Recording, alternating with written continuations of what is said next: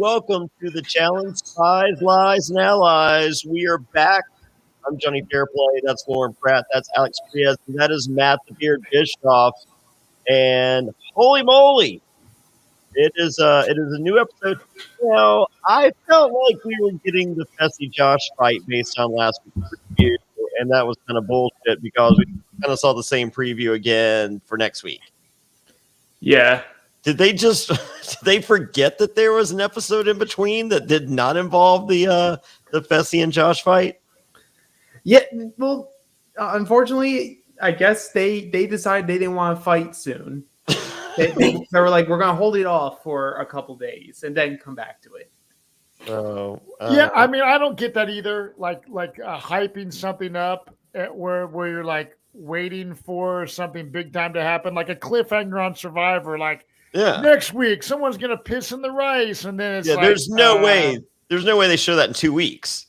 Yeah, well, yeah, right. It just makes no sense to promote something. And then before that, I was paying attention to the previously on the challenge deal, and they're like, and the one girl was like doing like a handstand. She was upside down. The house gets turned upside down. Yeah, that's pretty cool. Yeah, I dug that. Yeah, but with all that, it's something the challenge does a lot where like they'll have that, but like it's not going to come for a couple episodes. So, but like technically what they did show us on the like next time on the challenge last week was the Casey part of it, of her saying she's done with Josh. But yeah, it's sort of like we get bits and pieces of it, and it's more like them thinking we're still building it up. And then I'm okay with building it up, but they kind of just said last week it's just like, hey, next week's the fight, and it wasn't. Right. So, yeah, but it feels like next week is the fight, so we're good. So, or the fight might not come until the finale. We just don't know anymore. Oh, jeez. Do not give me a reason to switch my loyalty back to Survivor. Well, I heard you have to get a skull first before you can fight. Oh, sweet. We gotta win to fight and run TJ's final. So no, I thought this was a good episode. I feel like this was the relationship episode. I think it's an important episode to have. Is it? Like, it can't just be challenge elimination all the time. Okay, so this was about the interpersonal relationships that's happening throughout the house. So of some of your lesser characters. Yep. Yeah, everyone's kind of like wanting to hook up. It seems, Yeah. I mean, there's like a lot of couples, and so I don't know if that's like normal in a house like this. There's challenge. Who was it? Tori or Anissa said it was the most couples they had seen. It was Anissa. Yeah, Anissa was saying it was like the most she's ever seen in the house, and why doesn't she get any? Wow. ... Well, at the beginning of the season, she had eyes on Jeremiah, but clearly Jeremiah chose somebody else. Yeah, Jeremiah chose fucking Amber B. Bring it. Come on. Like who doesn't? Yeah. Geez, I mean, Amber B. Right here. No, but I like it, and I think it was important to have this episode now because, like, the way this episode ends, if you put the show into like acts, feels like it's the end of Act 1, where it's just like we're putting rookies in, we're going to put rookies in, we're going to put rookies in. Next episode, now the veterans start fighting. Okay. I mean, this is also an episode of I'm very concerned of how fucking dumb humanity is and people. The fact that like there's a lot of dumb motherfuckers on this season that can't do. I do not know how to do math very well, but it's just like people are just like I thought it was hilarious. The one guy's like his brain doesn't have enough gigabytes left because he has all these songs in his head. Then someone's like, I never went to fucking high school. I was in the circus. And I did all this shit. I think a lot of that was the same person, Matt. Yeah, a lot of that. It was all Gabo. There was a good amount of people that like they didn't need to say because we know their history and they're not good at math. One third of this cast is dumb. Yeah. Oh. Yeah. But they cannot have broken down that fraction for you. Which gives us another confessional gold by Devin. Oh, yeah. Episode, he was fantastic. This confessional's on point, everything that he said. He was slaying. As I said, I think this was, on the scale of high-end episodes or low-end. I think this is a low-end episode. However, Devin's confessional is on the high end. Oh, absolutely. So it brings it up. All right. So, yeah. So getting back to where Matt brought us in on the previously on, the house turned upside down. That's Nelson and his chick, Berna, also referred to as Bertha by some of the mean girls, or I don't know. Hey, they all called her Berna today. or also my friends. so a little tea to start the episode with. Did you see Amanda said that? What did she say on her Insta stories? That she was hooking up with Fessy in the house, and she caught who's the one with the laugh? Bettina. She caught Bettina hooking up with Fessy. And then after the challenge was over, Michelle Fitzgerald and Fessy flew to each other's hometowns. Ooh. Wow. I just don't get it. So there's not a romance between the Romanian survivor. I forget his name, the mustache Emmanuel. guy. Yeah, Emmanuel. I guess there's nothing there. Well, based on the preview for the season, it looked like Tori was hooking up with. I was about to say, like 2 minutes into this episode, you sort of understand why. Oh yeah. And also Tori's sort of a shitty person. Yeah, we'll get to that. All right. So real quick, so they come back into the house. You know, Amber B's still a little frustrated with the situation from the lair, and rightfully so. And Anissa goes, you know, that's just how it is. And it's just like, is that how it is? No, no. We've seen Anissa. Whenever Anissa, like someone has the audacity to put Anissa into elimination before the final. How could you guys do this to me? I've been your friend this entire time. It's lifelong friendships, years wasted. I mean, it's a whole thing. Yeah. There's some receipts, Anissa. Yeah, that's just how it is, Amber B. So pay attention. So we see that Michelle left a love letter for Emmanuel. Oh, Michelle Fitzgerald is the best. But Tori's quick to pick up the scraps. With everyone else. The vultures were circling. Well, she seems to be like, oh, is there an attractive person? Let me swing my way towards them. Like the rumors are she was flirting with Ed while Ed was in a relationship as well. And like, she obviously had her thing with Fessy while she was in between stuff with her fiance at the time and Jordan. So, yeah. Amanda's not given us a whole lot quite yet this season, but her Instagram is. So, Amanda, keep it up. Keep spilling the tea. I am here for it. So, holy moly. So, and all, once again, all rumor and innuendo. We don't know that she could be crazy or disgruntled. Who knows? Right. Yeah. But I'm sipping what she's pouring. You know what I'm saying? Yeah. All right. I'll take a second cup. So we learn we have the sad story of Gabo's humble beginnings, and he's here to do the challenge for he needs the money for his family and sports cars and watches. And the party. And the party. That guy is so dumb. I love him. I know, but this guy is not going to do anything with the money responsible. Well, you know what? He's going to spend it on day one. He's going to have a good party. There's a piñata in his future. I know that. Yes. Yeah, there's a piñata and some Bitcoin but not Bitcoin, like one of those other Bitcoins that have no future. Exactly. But you know what? My opinion has changed on Gabo. I started the season hating him because I was like, he's absolutely wrong. Then I came to realization this episode. He is old school, the challenge. They weren't there just to be like, oh, I'm a competitor and all that. They're like, I'm here to get fucked up. I'm going to party. Hopefully I hook up with several people in this house. Oh, yeah. And hey, if I win money, then I get to do that more often. Yeah, and I think he still thinks there's a chance with him and Ani. I still don't think he's figured that part out. which no. which makes me so happy. like he's an idiot, but he's definitely a lovable idiot. Very lovable idiot. Yes. Very readable. I was excited to see how he went out. I think maybe I said it earlier in the season. I don't think they were going to bring him back for a future one, but he might come back just because he does provide that entertainment. But Alex, you're right. He would have fit in more old school when they were at summer camp doing some of these challenges. Now it's actually real and intense. Yeah, now he's. I think he comes. I was rooting for him over Logan.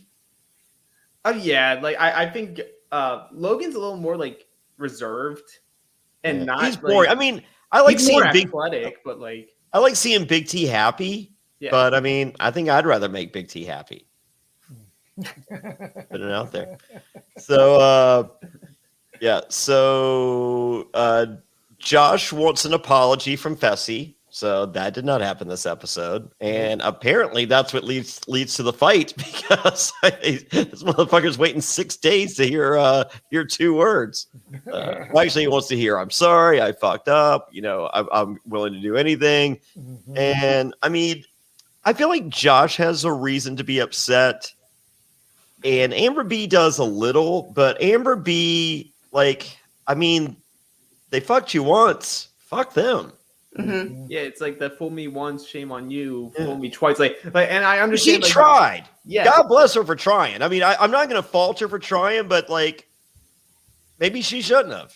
I mean, like, obviously shouldn't have. She shouldn't. Yeah, and you know what? With her constantly complaining, like, I can understand why maybe she's not vibing well with some of the other people, like the rookies or the vets, because they're like, okay, we get it. You don't like Fessy. Can we talk about something else? Yeah, we don't really like Fessy either, but we don't talk about him, so we're good. Matt, I want to get your perspective because earlier on in the season, you said that you really enjoyed Fessy and Josh. Now, what is your perspective on them after seeing a couple episodes? Honestly, I think Josh, I mean, when watching last episode, when he was getting all pissed off at the lair, wanting to start a fight, I never have seen that side of Josh because I've seen little bits and pieces from Big Brother, and I've met him at charity events where he's very nice. And all I really recall him on Big Brother is like the guy like rattling a bunch of spoons back and forth. So he's hands close. Yes, or pots and pans. Spoon man, pan man, whatever. But you know, I was expecting like Fessy to be like way more bigger of an asshole based off of like him annihilating people in that like hall brawl shit and whatnot. But I don't know. I honestly like Josh kind of seems more like a drama queen. I mean, Fessy seems more just kind of laid back and not getting into the drama as much in his demeanor on this episode, at least. Yeah. But I don't know. I have felt in the past as though Josh is a drama queen. And like, you know, you saw what you saw last week, but I still back Josh's play on that. It's just look, man, I'm your fucking boy. It's 4 of us. Why are you fucking the 4? No, I agree with that. But then 4 is better than 3. And 2 girls and 2 guys is better than fucking 2 and 1 of anything else. But it seems like a lot of people are getting pissed off at Josh though, because he's out with the, you know, like it's raining and he's hugging that Amber chick and kind of siding with her. Oh, they were making fun of his. They're like they're out there crying like the Notebook and the Full House. That's what I'm saying. Yeah. So it's like just like good on him. I mean, it ain't like Josh's fucking Amber B. Yeah. No, and also it's like he's a good dude. Yeah, I like Josh, and he even said, you know, at home I have a big support system. I think like he's like a big family guy, and I don't blame him for being pissed, but the drama level is high in my opinion. I'm cool. As I said, if I had that same drama level, if I'm protecting my friend, because that's how much friends mean to me. Right. So like that same drama and explosiveness on drunken bullshit at the fucking club or you know in the kitchen after the fucking club. That shit's fucking like you're playing a game for $1 million. Check that shit. Yeah, right. But what he did last week, I back it. Mm-hmm. Yeah. And Matt, the reason why you see like more people siding with Fessy than with Josh is like partly because of that, but more so like even though he is not a good partner to a lot of people, Fessy wins dailies and is in power positions way more often than you'll find Josh. And also, if you're going to an elimination as a guy, you'd rather have Fessy be on your good side than have Josh be on your good side, because you think you can take on Josh and beat him in an elimination, whereas you're a little more tentative when it comes to Fessy because he's a little more well-rounded when it comes to those type of eliminations. Gotcha. Right on. Yeah. So, let's see. Salty Paul. How can the goof be the voice of reason in the PB Alliance? LOL. Hey, Josh isn't the goof this season. He was if Devin's not going in the goof, I'm backing the play here. Well, I still give Josh credit tonight, though, for what he did in the episode. Even though him and Casey did fight with each other, he finally said to himself, you know what? I'm playing this game for me. I want to win. I'm not playing for a group anymore. And I thought him going to Logan, having that conversation with him, bonding with him, could help him in the future, because Logan is a strong competitor and just won the elimination. So it might still be a good move for Josh. But Logan doesn't listen. I mean, we'll get to Logan in a second. So, I mean, yes and no. All right, so Nani and Casey agree with Fessy, and Tori's in that same room too, and she wasn't arguing. So I think they're wrong. Oh yeah, they're all wrong. But like you, at the same time, like if you like take your step back, you don't have your biases in there. Like you can understand why Fessy's also upset, because in his mind, he thinks that Josh did blow up his spot, and like what? And they say off camera and on Twitter, everything that Amber wasn't a part of the alliance. She was never part of it for me. She was never a part of it for Casey. She shouldn't have been a part of it for you, Josh. So why are you doing all this? And why didn't they just tell her she wasn't a part of the fucking alliance? I mean, I get it that, you don't. Because they play scared. Yeah. I mean, like, you don't want someone coming guns blazing for you. But, I mean, Jesus. I just feel at this point that, like, it's so, like, just fucking tell the girl you don't like her. Or, like, it's also saying to, like, they don't understand that to Josh. That's you saying, you don't trust me to be able to control my partner to protect you guys. Yeah. So that's a slap in the... Josh sees it as a slap in the face to himself. And, as I said, I think he's genuinely a good dude. I mean, like, me and Matt have hung out with him. He's a good dude. Yeah, he is very, very fucking cool. I mean, like, he was at charity events that weren't based on just getting fucked up and having fun. He was at a charity event based on charity. Mm-hmm. Right. So if a person's doing that, they're a good person. And a lot of people, like, that's the thing with the perception of people watching these TV shows is, like, we were joking around. Zach Hacker was like, there's no way Memphis fucking Garrett was a cool guy. But Johnny and I go to some events and we see people in just a chill environment, not in the stressful scenario that is reality television. And when you see someone just like hanging out in your backyard barbecue, most of these people are cool as fuck. It's like all of us are very competitive. Otherwise, we wouldn't try out for reality shows. So, everyone's like has opinions about Johnny Fairplay.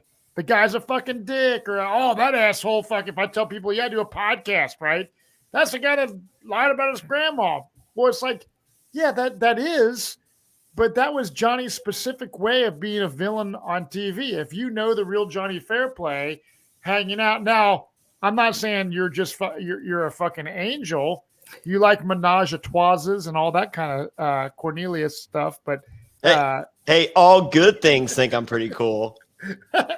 Oh yeah, that band, yes. How crazy is that? That's cool, man. We're playing Blue Ridge Rock Fest tomorrow, and they've been closing their shows. They do a cover of Survivor, and they're bringing me up on stage tomorrow. Dude, that's sweet. I can't wait to see the. How random is that? That's super random, man. Yeah, so. That's awesome. But I mean. Really cool, Josh, real life, cool guy, and I don't think he's a bad guy in this. It's the challenge just seems like a really intense, and it's a pressure cooker. And I don't know all the backstories of these people's game before, right? So it's like, imagine if Johnny Fairplay played Survivor with Rupert and Lil like 5 times in a row, like there'd be a lot of boiling shit going on. Right. And like at the end of the day, it's a like, horrible visual, boiling shit. Yuck. Witch's cauldron with boiling shit. You're the worst cook ever. Oh, man. No, but yeah, at the end of the day, like the challenge, Survivor, like really all reality TV, like if we're the viewer, like we only see a fraction of what everything that happens on when they're on set.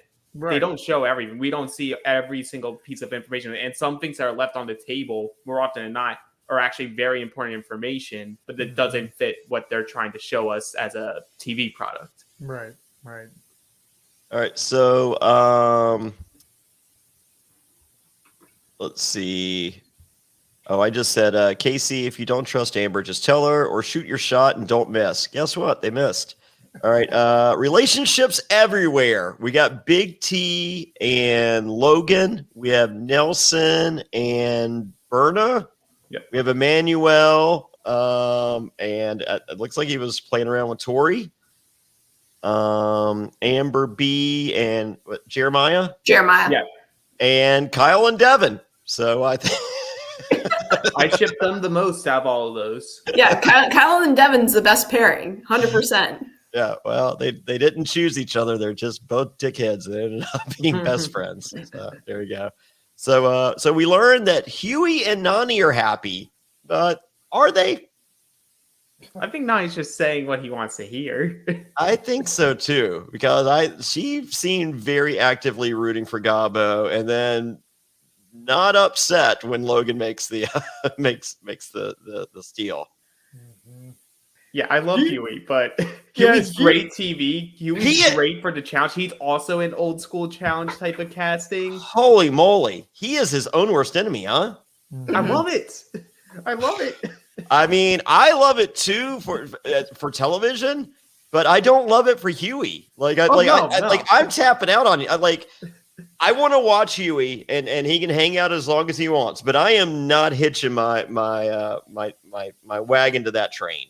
I would never have him as a partner. Absolutely not. But him and Emmy together is going to be TV gold. I cannot wait to see what happens with them in any type of competition. They both go home. Well, yeah, but like I'm hitching my wagon. He's going to blow them both. Yeah, but I'm hitching my wagon on Huey to come back. You know who Huey reminds me of, Johnny, and you guys? You guys are Big Brother fans, right? So who is the guy from Memphis this season? It was a gay dude. He had curly hair. He was like he reminds me of Huey. I forget what his name was. It was the Kevin. I think it was Kevin. Let me look. Kevin from Big. He reminds me kind of All Stars though. Are you talking All Stars? The Big Brother with Memphis and Christmas and all that. Yeah, that was Kevin. Yeah, Kevin. He's Kevin-esque in certain aspects, but I was really hoping you were going to say JC. No, I just I thought that's where he was going at first, though, but I was not sure. Who's JC? Was he on that? I forget. No. JC would never be an all-star. Okay. He's a little person. I think you met him at Hearts Reality. I did. Okay, I probably did. Oh yeah. I know who you're talking about. He's the one with the thick accent. Yeah. I remember. Yes. Yes, Matt's met JC. I have. He loves to twerk. Oh yeah. He would not stop twerking. I do not need to see a little person twerk. There's not even a little. I do not need to see a male person twerk. And then, yeah. I mean, it just. I always feel guilty laughing, dude, because it's just something that you shouldn't fucking see. Like he's kind of got like a big fucking bubble butt too. Which is perfect for fucking twerking, but. Yeah. Huey, dude. Like I didn't get that. I've been enjoying his like craziness in the challenges where he's like totally freaked out. Yeah. But tonight, he's just a real animated guy, right? Yeah. He's just like a character, like beyond characters. So I like him for TV. Do you think he's bipolar? I don't know. I think he's more. Maybe not clinically diagnosed bipolar, but bipolar tendencies because he just switches. just think he's he's Josh-esque, but like even more amped up than Josh can get. Yeah. Because like he's just someone who I feel is just extremely passionate and has like his ideas of who he is. And once there's like an ounce of him thinking that he's being disrespected or like judged, he's like, nope. Nope. Like that. Yeah, he bursts through the roof and just like, I'm going to kill everyone right now. I'm changing this edit immediately. You will not think I'm weak. You will think I'm fucking crazy. Yeah, I think he just has no on-off switch. Like once Huey goes into full-on Huey mode, he can't tone it down. And he's just so passionate that he goes to the point of no return. You know what I mean? Yeah. As I said, I like him, but he is not my winner pick. No. I don't even think he's the type of person either, though, that says, "Oh my gosh, there's a camera around. I have to do all these antics and everything." I think that's just him. Yeah, no, I just think I don't necessarily think it's the edit. I just think it's just the room. If the room is like, we don't love Huey and we don't respect Huey fully, it's just like, nope, I'm correcting this right now. You do love me, you do respect me. Let's go. Right. It's just like, ooh, all right. Well, I also have another opinion. No, you don't. Oh my God. So let's see. What's the name of the daily? It's called Minefield. Okay. That's where did they come up with that? I think they just put the word mind and field together, and there you go. I think this is their second season doing a spy theme challenge, and they are running out of ideas. So there we go. Like, that's what they're doing puzzles in a field. Oh, yeah, minefield. Well, they could have involved mud or something in the title, like be a little bit more creative with it. I think they could have called it "Dislocate Your Shoulder Challenge." Oh, they could have. So it's puzzle pieces, a cargo net, math problems, a wall, and a bomb. Mm-hmm. The wall is gnarly. I will give it that. Well, not for Emmanuel or Fessy. True. Well, I mean, Emmanuel was Spider-Man, and Fessy literally just jumped over it. Mm-hmm. I know. But going underneath, like we always joke around the over something, under something. Yeah. You got to do the fucking crawl underneath through the mud. You could definitely see. I mean, even though these people are extreme athletes, like everyone's like a fucking badass. It looks like it took a toll on people's. You know what I mean? People are slowing down and like, man, like just like having to go get a puzzle piece and just toss it in front of you. And it looked like it was a grueling challenge. Honestly, I thought they were more mentally fatigued than physically fatigued. Mm-hmm. Having to divide something by two was extremely difficult. There you go. So I will say the outfits for this challenge just served as a reminder to the viewers. This is a great looking cast. Mm-hmm. Yeah. Everyone's fit and buff and good looking. Yeah. Mm-hmm. So no, kudos. Emmanuel killed it. Anissa explains to us that Logan is a valued part of the partnership.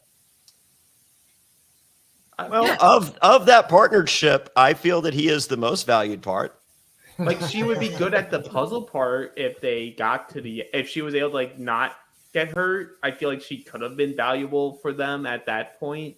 Because she is one of the people that are better at the puzzles and at math. Sure. Well, I mean, like being better at math isn't a huge compliment because it just means you're able to do what a middle schooler can do. But yeah, no, that. Yeah, yep. But honestly, if she didn't get hurt and they were able to get to that point, Alex is right. They might have been able to finish because she is good at that portion of it. It just takes her a little bit longer to collect the puzzle pieces because you saw people that were out of the gate quickly with puzzle pieces, but they weren't the ones to be able to figure out the math, so they got stuck.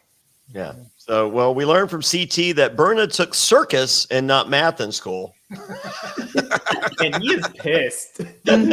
He was. He just kept getting madder and madder in each confessional. He's just like I think he was like, we fucking like he's talking to the fucking the camera guy or producer. It's just like, yeah, I was fucking there. Fucking like you've already grasped how fucking pissed off I was. And they're like, just two more. Just like, So, how can you not add or subtract? Come on, just get there. Let me do my thing. Yes. Gabo didn't finish high school. I don't really feel that was a revelation of any kind. But Devin explains that 1/3 of the cast can't divide by 2. And I think they would have trouble with figuring out that equation. So going to the commercial, Anissa's shoulder is out. Oh, no. Then I'm looking at Esther is cute as fuck. Just wonder if I can throw that out there. Esther. Yes. Oh, my. Esther gets cuter every week. I mean, I think she gets. I think it's the confidence, and I don't know. You don't see a lot of confident rookies, and Johnny's always in love with somebody. I know. Well, I mean, what? I'm just supposed to watch a show and hate everyone? No. We need to do like a little portion here who Johnny ranks like in order based on the people that are on the season, because I think every single episode it changes with who he has. Number one is I like to spread the love for the record, but number one each and every week, and know this: Ashley Millionaire Mitchell is number one. So. You just haven't talked about her enough tonight, so I was unsure if you were going to slot someone else into her spot. She was. I mean, like she had her. She was like, you can't. She's lived all over the place. She's lived, she's in Texas now, but she's from West Virginia. You can't take the West Virginia out of the girl, and so she's as Devin says, he was born in mud, and TJ agrees because he's a pig. Oh, that was Devin. I thought it was Kyle. I think it's Devin. Dial. Let's just split. Okay, it was Dial. So yeah. we're covered either way. So anyway, so we're back from the commercial, and CT and Berna on the puzzle. Gabo and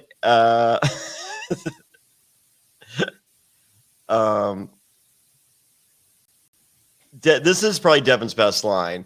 Gabo and Emmy look like they have murdered people in their past. However, that does not make them the best pair. I think Gabo and Emmy do look like they may have murdered people in their past. Yeah. I didn't think about it beforehand. I'm just like, no, I could see it. Yeah, definitely see it. I don't think there's anyone else on this cast I could say I think possibly could have killed someone. Right. Yeah. But those two, yeah. Mm-hmm. Like we're about to do, the season 41 or the Luvu cast assessment after this, and I don't think anyone's killed anyone on that cast. So, we've had 40 other people on this cast. I feel that we're pretty safe, homicide free. But no, Gabo and Emmy, yep. I mean, like not like something like really like horrible, but like jab you with the shank when they're walking past you somewhere.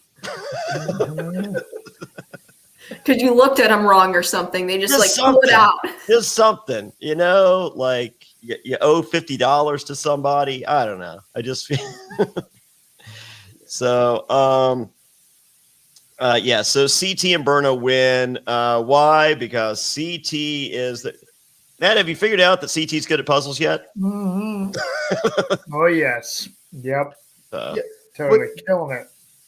Would you guys say this was like the most Survivor-esque competition they've done so far? It was very Survivor-esque. Yeah. But we don't have math problems. But you could take away the math problem and be like the combination line. Yeah. I mean, I feel like we have a more clever way of doing something that's part mental versus they just do math. I mean, like it's I didn't watch the challenge for years, and I came and I'm just like, why are they doing math? Like, what the fuck? Like, what is this, junior high?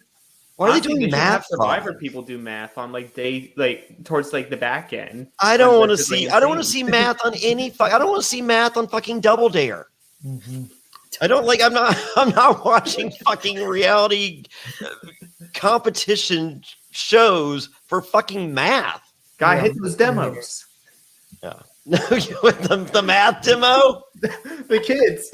Yeah. Well, Berna's family's fast forwarding through that bullshit.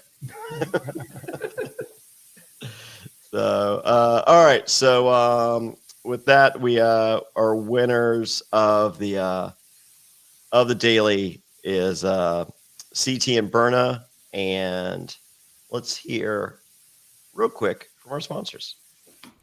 Autumn is in the air, the pumpkins are in the patch, and our friends at Manscaped are here to make sure you don't carve your pants pumpkins when you're grooming, if you know what I'm saying.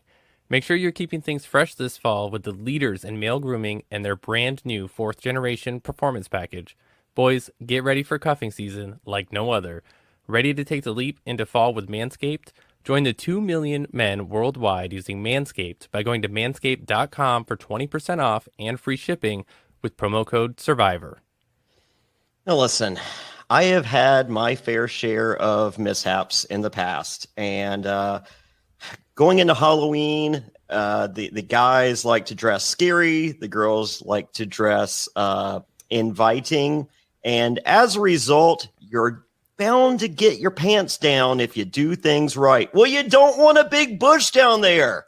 You want those things freshly trimmed, shaved so perfectly. Don't use a razor. Go to Manscaped. It's the only way, or you will not be getting treats, but only tricks. It's time to bundle up with the Manscaped Performance Package 4.0.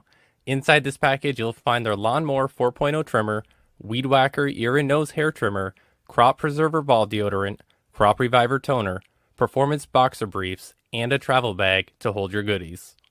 First off, the new Performance Package 4.0 includes the new Lawnmower 4.0. And if you're looking to cozy up this fall, this trimmer is essential. Their 4th generation trimmer features a cutting-edge ceramic blade to reduce grooming accidents thanks to their advanced skin-safe technology. It also gives you the ability to turn a 4,000 LED spotlight on and off when needed for a more precise shave, plus it's waterproof. I hate shaving in the dark. That 4,000 LED spotlight, perfect. But the Performance Package 4.0 also includes the Weed Whacker to chop your worst weeds up top in your nose and ear. So you use the Lawnmower 4.0 for your rear, use this for your ears. This nose and hair trimmer uses a 9,000 RPM motor-powered 360-degree rotary dual-blade system to provide proprietary skin-safe technology, which helps against nicks, snags, and tugs in those delicate holes. Seal the deal with Manscaped's liquid formulations, the Crop Preserver ball deodorant. Everyone knows pumpkin spice lattes and ball deodorant go hand in hand. That's all they're talking about at Target these days. It's crazy. Then after trimming the pumpkin patch and whacking the leaves, give your balls a boost and use the Crop Reviver. Manscaped even threw in 2 free gifts to their Performance Package 4.0, the Manscaped Boxers and Shed Travel Bag. You see me on the road, I have the Manscaped Shed Travel Bag with me everywhere I go. Get comfy on the home and on the go this season. So get 20% off and free shipping with the code SURVIVOR at manscaped.com. That's 20% off plus free shipping with the code SURVIVOR at manscaped.com. Make your balls a priority this fall. Choose Manscaped. Your balls will thank you. Promo code SURVIVOR. I've been trying to cut down on carbs, sugar, and unhealthy food, and realize I basically can't eat anything anymore. I mean, I used to love eating that delicious cereal, but I can't. But wait, I can, thanks to Magic Spoon. 0 grams of sugar, 13 to 14 grams of protein, and only 4 net grams of carbs in each serving. That's only 140 calories a serving. It's keto-friendly, gluten-free, grain-free, soy-free, and low-carb. Plus, build your own box. Available flavors to build your very own custom bundle are cocoa, fruity, frosted, peanut butter, blueberry, cinnamon, cookies and cream, and my new favorite, maple waffle. Magic Spoon just recently brought back 2 super popular flavors, cookies and cream and maple waffle, just like you're talking about, Johnny, permanently. When these flavors were first introduced for a limited time, they sold out extremely quickly. You should make sure to get these again and try them for the first time. They're delicious and indulgent. every morning I wake up, I look into my cabinets. All I have is Magic Spoon cereal. I have all the options. And I'm like, I'll do a little bit of I'll mix some cookies of cream with a little cinnamon, maybe cocoa and peanut butter.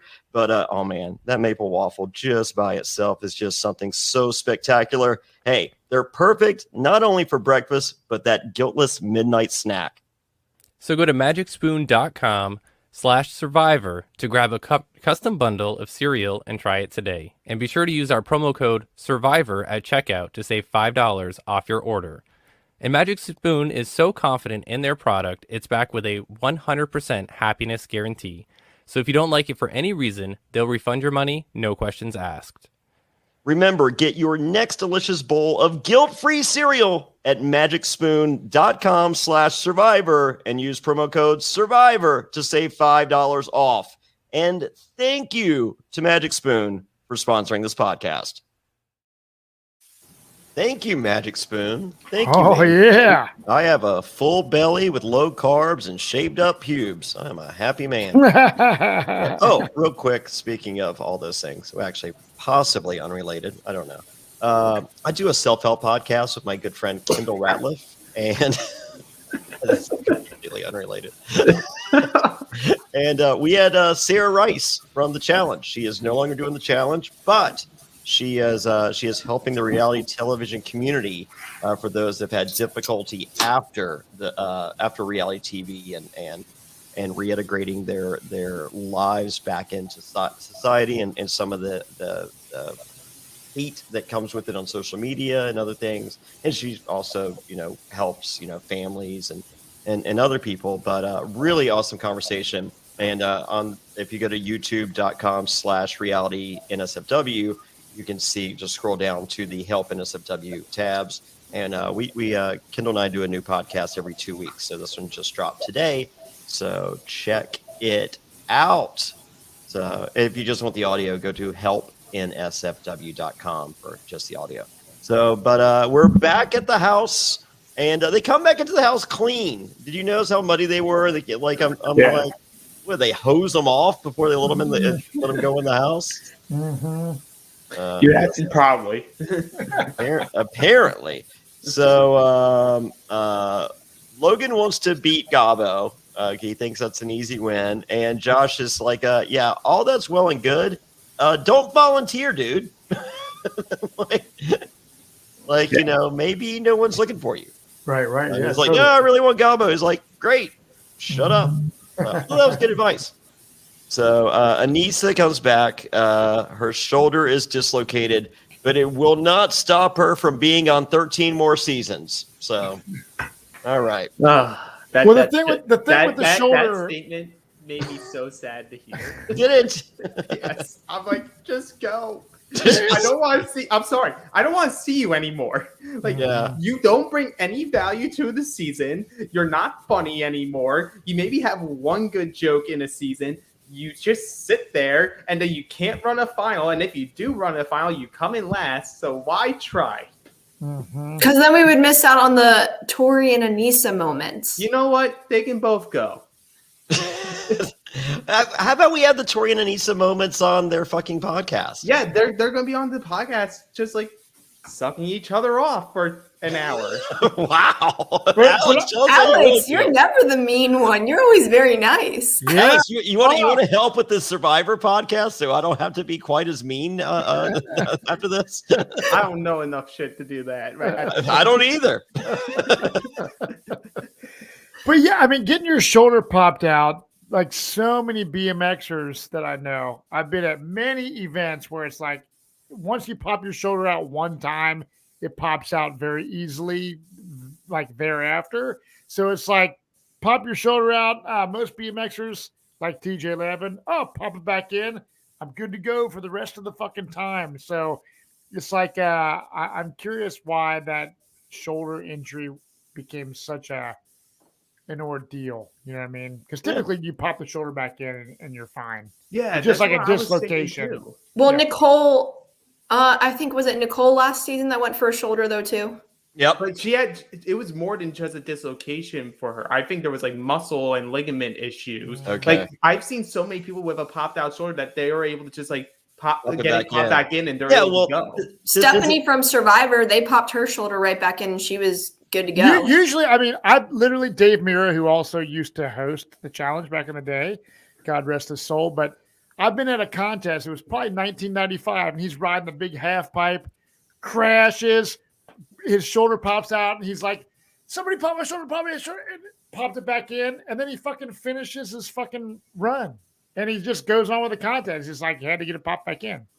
Well, Anissa isn't Lethal Weapon. So yes, that's right. Come on, Murdoch or whatever. Fuck. But I mean, like, another reason not to have her back in. Like, if you're supposed to be the fifth major sport and have, like, athletes, like, every athlete who's had their, like, shoulder popped out, get it popped back in. It's sore for a day and they're back in. Well, Anissa. It's my mission now. Put it this way. I think Michelle Fitzgerald pops her fucking shoulder out, or, Tommy Sheehan or many others, they're going to just pop it back in and go back to town. But Tommy Sheehan, he didn't pop his brain back into place. Yeah, I know. That's a different story. Concussions are a fucking... That was, dangerous. Well, wait a second. I have a problem here. Lethal Weapon's a great Christmas movie. This isn't Die Hard. Die Hard, yes. Die Hard's good. No Hype Network is coming in clutch with some comments tonight. It's just easy to jump on the Alex bandwagon. I mean, it's like fucking more people should. If Fairplay can't make a Survivor reference, he's fucking worthless. Matt doesn't know what the fuck's going on. Lauren skipped last week. All right. Enough of that. Lauren's like, oh, next episode is mine. Hey, Alex had to steal some of my thunder. I'm normally very hard on Fessy and Josh. I've been nice this season. I think they've made it easy to be nice. Fessy will give you some ammunition here in a little bit. All right. So they go to the club and Ed dances. Oh, is this the only thing that can give Ed airtime? Is dancing, and then thank you, Emmanuel, for saying, yeah, he's not really a good dancer. Yeah, I put that down too. I was just like, Emmanuel's just looking at him and feeling like disgusted. I want to ask you guys. So first, I'm going to ask you, Johnny Fairplay, are you a dancer like high school? Let's say you went stag to homecoming. Are you the guy that's like fucking doing moves, or are you just like kicking back? I remember in junior high, we had this nightclub called Miami's, and they had like, teen night or whatever. And in junior high, I fucking bought like this, I had some like Bugle Boy pants and some fucking button up shirt and a fucking vest, with the satin back. Yeah. And I learned to dance to Wild Wild West, or no, How You Like Me Now, by Kool Moe Dee. Yeah. And I entered the dance contest. So do you dance now? Like if there's like a wedding, are you dancing or no? Yeah, but I'm not a dancer. I'm a lot of dick thrusts these days. That's my go-to. So what about you, Lauren? Do you quit dancing? Like, are you just like the typical like white girl at a wedding that just does the like certain fucking typical moves? You know what I mean? Or are you fucking dropping it like it's hot, fucking twerking and booty clapping like Cardi B and Megan Thee Stallion? Matt, what do you think is the correct answer to that question? I say you're fucking like sitting on a bench, like watching every other person dance. Watching all the dumbasses. Yeah, I'm a terrible dancer, but I'm not afraid to get out there and give it a go because at least I know I'm bad. Some people don't realize that they're really bad at dancing and think they're good, and everyone's just sitting in the corner laughing at them. So I can admit that I'm bad. But Alex, on the other hand, has some moves. Oh, Alex, I've never seen any of that. So how can you talk about that? But yes, I know I'm a bad dancer. I would rank myself closer to an Ed than a Emmanuel, but I don't care that I'm a bad dancer. I will get a drink in my hand, go onto the dance floor, and party it up because that's what I'm there for. I'm not there to just sit down and do nothing. That's good. I give you props for that because I tell you what, my wedding, my friend DJ'd. We didn't spend a lot of money on fancy Johnny Fairplay type DJs that are $2,000 an hour. Wow, I didn't know that I'm $2,000 an hour. Thank you. I would like everyone to meet my agent, Matt Bischoff. That's right. That's booking me for all my DJ gigs. Fuck yeah! But I just I wasn't a big dancer, but I give props to people. That's why I was curious to like the style of you guys. I see Johnny Fairplay in his heyday, like back when you were like younger, like pre-Survivor. Just like trying to like mac on bitches and shit. Oh yeah. Well, now post Survivor, I remember being at God, what was that club? It wasn't Joseph. Anyway, there was some hot fucking club at one time in LA. That last couple months or whatever, and it was me Jane Fonda by Mickey Avalon comes on. The DJ spins Jane Fonda by Mickey Avalon. I love that song. And I was like, holy shit. And I look, to my right, and the guy beside me looks to his left. He's like, holy shit. And it's Nick Lachey. And we're like battle dancing to fucking Jane Fonda. And I was just like, all right, this is a moment. Everyone's got a dancing story. That's fucking good shit, man. Yeah. I dig it. So, wow. If that Nick Lachey is my dancing arch enemy. Who would have guessed? So Gabo explains that he wants Nani back. Logan is like when Josh tells Logan to keep the fact that he wants into himself. We learned from Devin that hey, I hear Logan wants in. So tell everyone that Logan wants in. And then the vets are like, they're just like, how stupid are these rookies? Like, I think they beat that mentality into them where they're just. I think they did too. I'm supposed to go in. Yeah, it is my time. But I will say before we continue with the Logan part of it, Emmy did have a good line by saying that in confessional where she goes like, Gabo just wants to have his baby Nani back, and you know what? Let him. Yeah, just go fly away, be far away from me. So, I mean, I felt like I guess that's what made Double Agents different last season because I felt like the rookies had a backbone. They had a backbone, but it was like they had more of a purpose to figure out when to go down than not. And the issue is all these rookies who haven't seen the challenge, they all watched Double Agents. And so they think they need their skull. Yeah, they think it's like they're supposed to go down there. Where in reality, besides those 2 fucking seasons, the whole point's to avoid it. But they're all just like, well, we didn't strategize when we had the competent rookies in, so we're just gonna. Yeah, we're fucked. Yeah, we're just gonna fight and hope we get a strong partner, even though they can still pick us to go down to elimination, even though I have this strong partner. Yeah, and Kyle laughing. Kyle's like, "There's no skulls. Like these guys are stupid."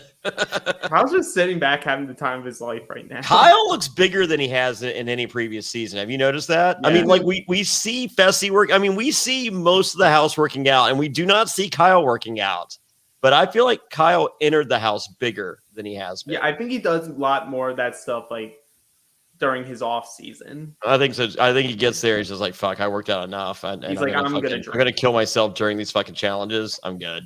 Right. And he's not even killing himself during these challenges. Yeah, he's just been chilling so far this season. But hey, we get Kyle on our screens, and that's the most important thing for me. All right. No Hype Network says, "I hope MTV loses Emmy's number." I feel like I'm with No Hype Network on. I don't think I like Emmy. I don't think a lot of people like her, but I don't think they're losing her number. Okay. Like they're constantly peppering her in. Obviously, she's connected to the storyline so far in each episode, but like at some point, they're gonna keep having her on there. Be like, okay, we can bring her back for another season. Yeah, but compared to the other rookie girls, I mean, we barely see anything from Priscilla. We know nothing about her. We get confessionals from her. That's it. Yeah, but we just barely. We barely get anything from her. We barely got anything when Tracy was on. I'm just saying, at least Emmy does bring some type of storyline. Yeah, she's annoying, of course, but we've seen them bring back annoying people in the past. Well, I mean, like, Bettina could have had a storyline, but like they're hiding her storyline. Yeah, Johnny, there was a Tracy on the season. She's no longer with us. Like she passed away, or she's just on the show? She's off the show. She's off the show. Oh, okay. I didn't know. I apparently don't follow her social medias. I didn't know. Like really, the bright star of the women rookies, you would have to say would be Esther and then Berna. Esther, Berna, and Big T.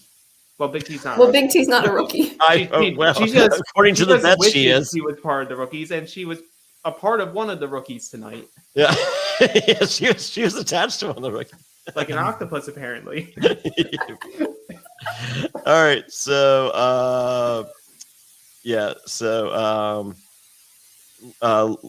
Logan and Big T, we learned that Logan is good with his hands. Mm-hmm. And what was Big T good? Just she was good at being an octopus. Good at being an octopus. So and then I just have out of nowhere Kyle's teeth. They're their own storyline. Holy moly! I mean, Nani's teeth are right there, but Kyle's teeth trumps everyone's teeth. Oh yes, yeah. I like Nani's one of the most beautiful women on the planet, but I get a little bit of Brian Griffin, when Brian got the big teeth, the Lumineers or whatever.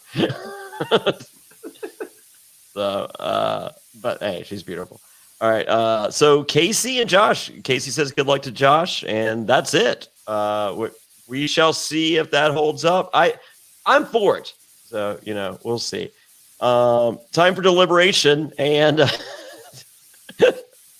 we have Logan's like, I'm in. CT's just like, here's the deal. You're going against Gabo, and then Fessy for no reason goes, look, everyone's playing a straightforward game here. Like, I love how he originally says it, and what he's saying is correct at first. He says CT's game, it wouldn't benefit him to say what he's going to do and then go against it. He's a very straightforward guy, and then goes, I think we've all been playing a straightforward game. That's where my annoyance comes in. If I'm Amber B, I would have called him out on it too, because I'm not going to just sit there as a player and be like, excuse me. She was standing beside him. Yeah. I'm just like the goal of him to say that with her right beside him. Yeah, and you notice how they kind of had Fessy and Josh separated where they've been together. Yeah, like if Glaring could kill someone, Fessy be dead. Wow, I just thought that was so great. We're all fans. I mean, other than me completely blindsiding you last week and fucking over my best friend in the house, but otherwise, pretty straightforward game. As he is with every season. Yes, Fessy is messy. So Huey explodes. That was crazy. So we learned that our compromised agents are Logan and Anissa. Anissa's not there. So it's time for the lair. And wait, before we get to the lair, I love how Gabo's way of getting ready is, let me put all this cologne on before I go to compete. Smart. He wanted to smell it when he got back to Nani. Do you use cologne, Johnny Fairplay? Because honestly, I have not put cologne on since probably high school. Well, I was about to say Axe body spray is not cologne. So. No, dude. I used to so back, Johnny, when I was in high school, we would go to it was called Lazarus at the time, which is now Macy's. It used to be called Lazarus here in Ohio, at least. So they would have these little vials of Polo cologne and Drakkar Noir. They were like the samples. The samples. They were in like a little glass tube. Yeah. Little vial. So I would just fucking always go and raid the fucking cologne thing. And this is probably like Drakkar Noir. What are you, fucking Dale Earnhardt Jr.? Yeah, but this is like in junior high. But I see that's my last memories of cologne. I wear fucking deodorant, but that's it. I don't put anything on. Maybe a little ball deodorant here and there if I know Tessa's, gonna blow me or whatever after my band plays and she's all hot and bothered. But cologne, don't use it. And for those of you that are new to the show, Tessa is Matt's dog's name. It's actually Rosie's my dog. Tessa would be his wife. Just wanted to have someone go like driving, just fucking. Well, it's funny. I always have a picture of Tessa in a G-string on my. This is from a long time ago. I have that same one here. I have this picture. I just have it set there. And one time I took a picture. Like I'll be like, in the middle of a podcast, I'll like take a picture and post like, "Hey, doing a podcast." And I've had people be like, "I don't care about your podcast, but show me a close up of that picture that's on your fucking desk." And I'm like, "The fuck you talking about?" Because I got my Dukes of Hazzard car here. I mean, I'm not, I was a kid and this is a fucking toy. It has nothing to do with the flag. Has nothing to do with the flag. I got my old school Walkman. I got the fucking Johnny Fairplay and Matt Bischoff, which are these still available, Johnny? Yeah, I think we have 2 of each left. So there's for those that don't know, Johnny Fairplay and I have a fucking doll of a wrestling buddy. We have wrestling buddies. We have a Matt Bischoff wrestling buddy. And if you're watching, you can see them. If you're just listening, if you're watching on YouTube, so if you're listening, go to YouTube and watch. They're fucking killer. And my mom at the 1 hour mark, you can see them. And so they're 55 with shipping. Yeah, it's a fucking killer deal. If you're a fan of our podcast and you can put holes in it wherever you want. You can. My mat has 3 holes. The glory hole. But I got all kinds of trinkets. So like when we started doing the podcast, I didn't have a studio. So my friend helped me build in my basement this whole fucking area. And if you're watching on YouTube again, I have an oil painting of my wife up there, fucking some beard shit. Did you see that? Did you see that Alice in Chains thing my friend painted? I did, and are you getting the original, or are you just getting printed? Dude, no. But I did, dude. I want to. I'm gonna see what's going on, but I want to order a print of it. Yeah, and it does the blacklight shit too. I know, dude, and it's sick because it's a picture of Lane Staley from the CSRO. It's a picture of him in the CSRO video, but it's also like facelift-esque. So yeah, I'm definitely gonna get one for sure. I was fucking pumped on that, and a lot of Alice. Just so people know, like Johnny's friends with this artist that does a lot of really fucking cool painting. So she's done a lot of Seattle grunge musicians. And Lane Staley, the singer from Alice in Chains, my favorite singer of all times. She just did a fucking portrait of him, and that's what we're discussing. So killer. I think I can get it up on the screen real quick. Yeah. So if you're watching on YouTube, you guys, which we have obviously the audio version of the podcast and the video version, which you get to see our fucking beautiful faces in all of our glory. Alex Trias is naked right now. Lauren Pratt, you get. Actually, no, we're not. My gosh! But I do see your fucking weights in the background. That you're. There we go. There we go. Yes. So yeah. If you'd like to order that, go to V Shadow Gallery on Instagram. So she's fucking awesome. Killer, dude. Right? I love it. Yeah. I love it. Anyway, it's awesome. I appreciate that plug there. Fuck yeah, V Shadow Gallery. Yeah. Can you guys tell that we're not in a hurry to do the fucking Survivor Tribe 2? No, I'm ready, man.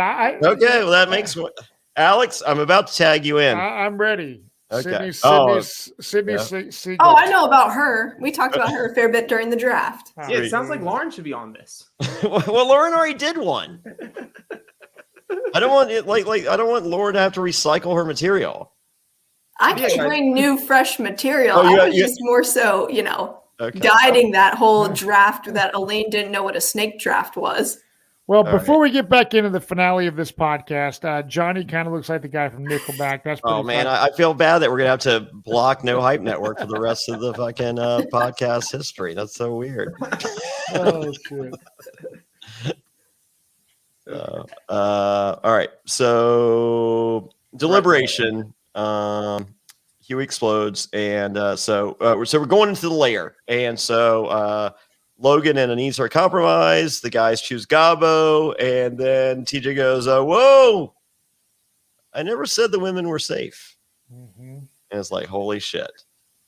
And he's like, and I'm sitting there going, that reminds me of Johnny Fairplay at the club.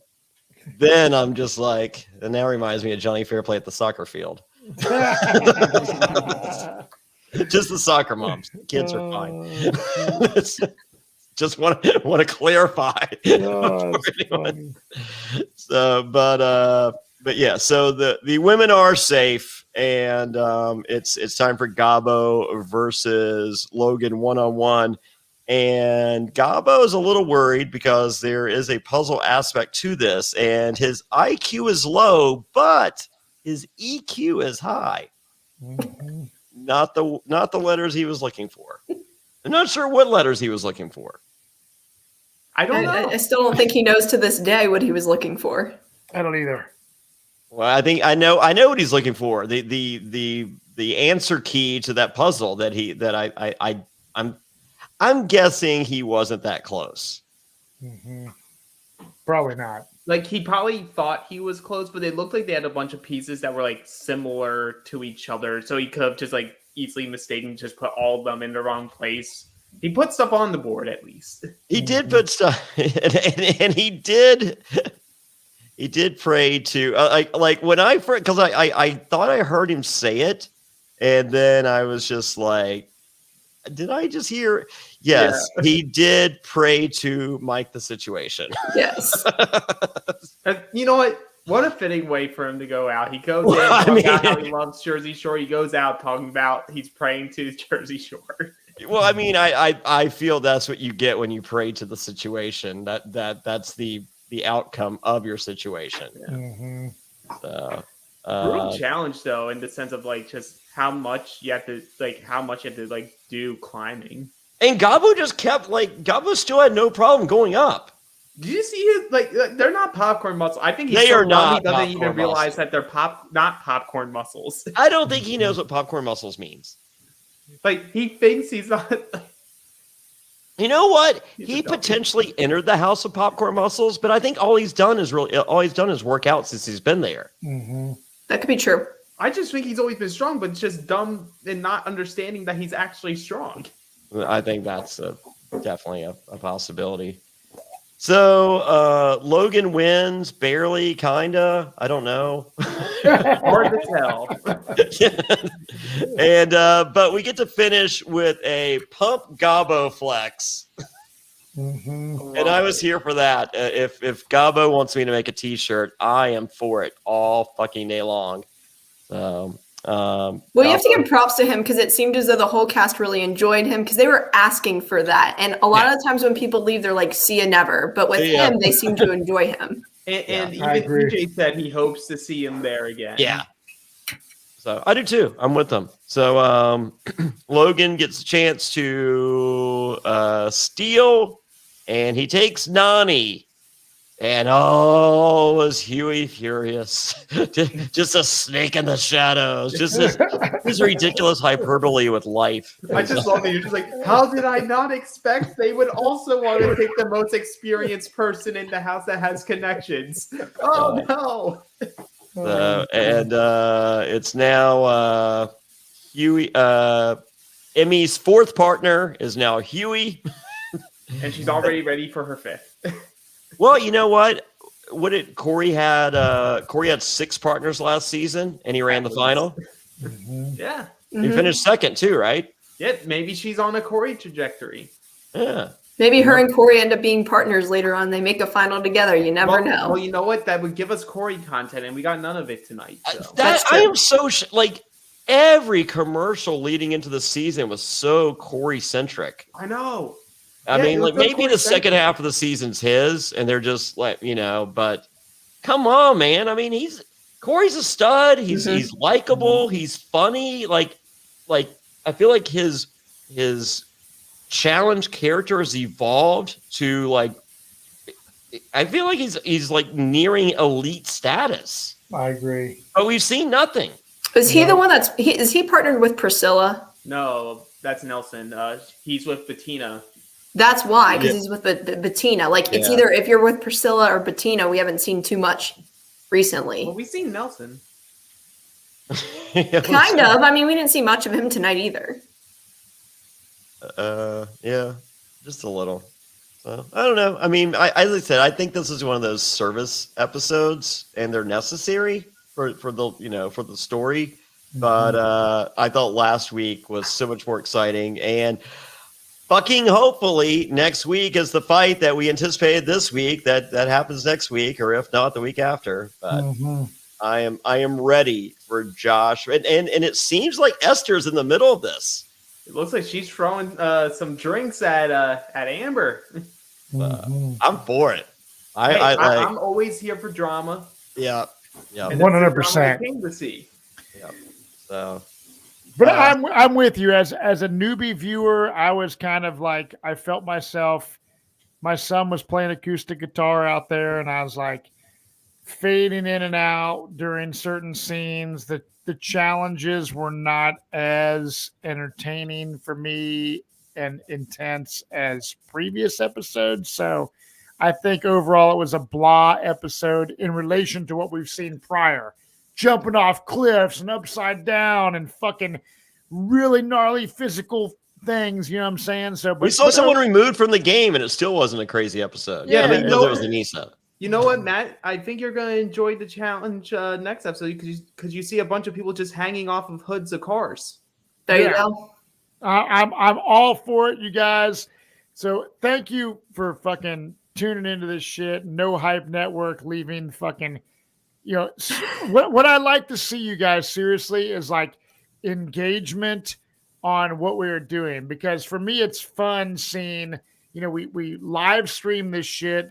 Because a lot of times we do stuff for our Patreon group, which is like pre-recorded. It's unlisted only for the patrons. So if you guys at adfreeNSFW.com, it is our best content because it is So like if you want to be a patron and support what we're doing, we do a lot of shit. So it's super fun.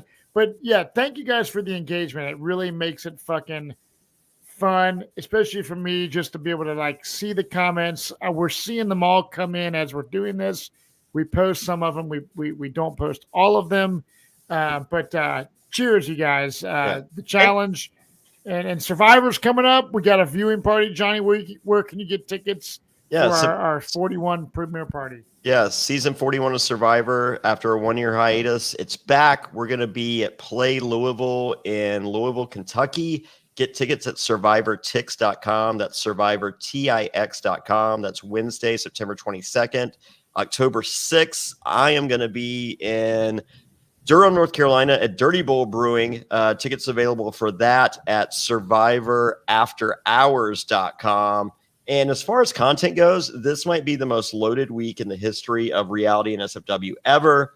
On the Patreon side at adfreeNSFW.com, we of course did our Q&A. We still have coming up our coverage of 2018 Australian Survivor. But on the free side at Reality NSFW and youtube.com/realitynSFW.com, or no, youtube.com/realitynSFW.